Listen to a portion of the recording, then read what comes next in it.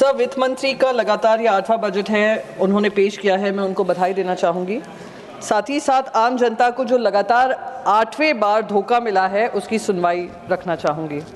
धोखा सब शायद अच्छा, उनके साथ बदहाली सर, पार्लियामेंट्री है, बदहाली पार्लियामेंट्री है तो बदहाली अपेक्षा है पार्लियामेंट्री। हाँ, पार्लियामेंट्री बदहाली सर। वित्त मंत्री ने जब बजट पेश किया, उन्होंने 12 लाख तक का इनकम टैक्स की राहत जनता को दी, उसका मैं स्वागत करती हूँ।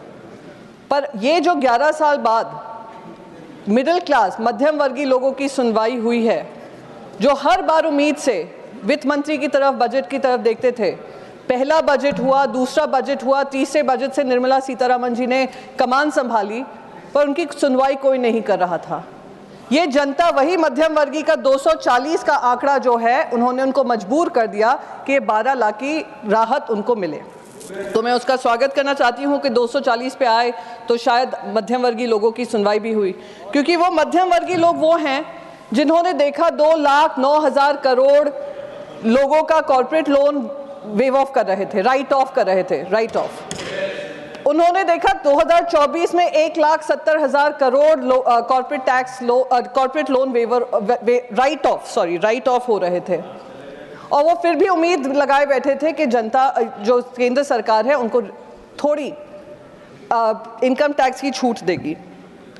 फिर उन्होंने देखा हाई नेटवर्थ इंडिविजुअल्स देश छोड़कर बाहर जा रहे हैं, फिर भी वही मध्यम वर्गीय लोग हैं जो उम्मीद की आस लगाए बैठे, तो आज उनकी सुनवाई हुई है, मैं उसका स्वागत करती हूँ। सर, मैं महाराष्ट्र से आती हूँ। महाराष्ट्र में जो हम हर 100 रुपये का योगदान केंद्र में डालते हैं, हमें सिर्फ 7 रुपये वापस मिलता है।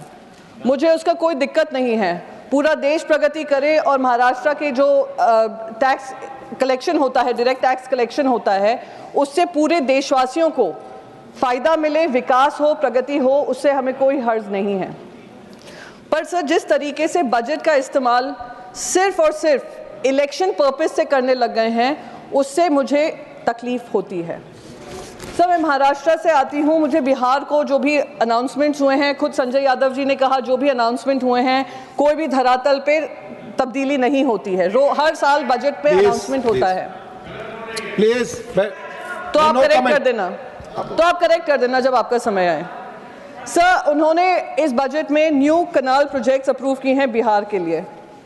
महाराष्ट्र से क्योंकि आती हूँ, विदर्भ और मराठवाड़ा भी उसी उम्मीद से देखता है कि शायद हमारा भी नाम लिया जाएगा और हमारे भी जो इरिगेशन प्रोजेक्ट्स है उस पर ध्यान दिया जाएगा। 2022 में ऑफिशियल्स के आंकड़े थे कि करीब 43,500 करोड़ का इरिगेशन सपोर्ट चाहिए, करीब 100 प्रोजेक्ट्स कंप्लीट करने के लिए, क्योंकि इलेक्शन का साल था पिछला साल। तो लास्ट ईयर सरकार ने 600 करोड़ का स्पेशल पैकेज इरिगेशन प्रोजेक्ट्स के लिए ड्रॉट हिट विदर्भ और मराठवाड़ा के लिए दिए। पर सर, उसमें इस्तेमाल कितना हुआ?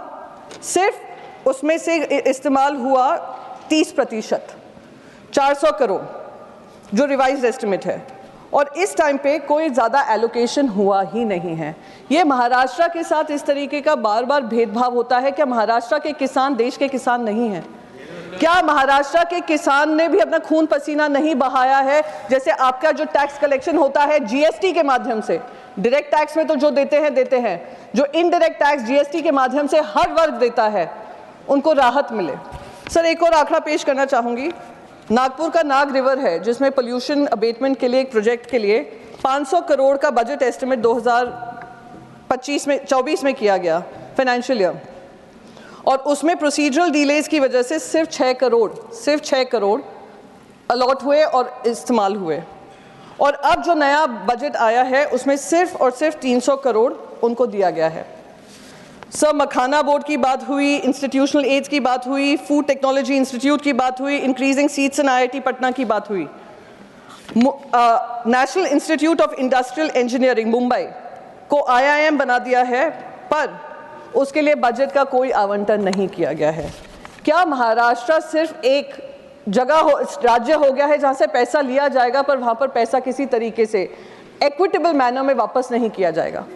हमारे जब वित्त मंत्री अजीत पवार जी होते थे, जब हम महाविकास आघाड़ी में थे, वो बार बार जीएसटी काउंसिल में जो महाराष्ट्र का जीएसटी रेवेन्यू आना था, वो नहीं दिया जा रहा था, उसके बारे में आवाज़ उठाते थे, पर कहीं ना कहीं वो भी अब शांत हो गए हैं क्योंकि अब वो वहाँ से वित्त मंत्री बन गए हैं।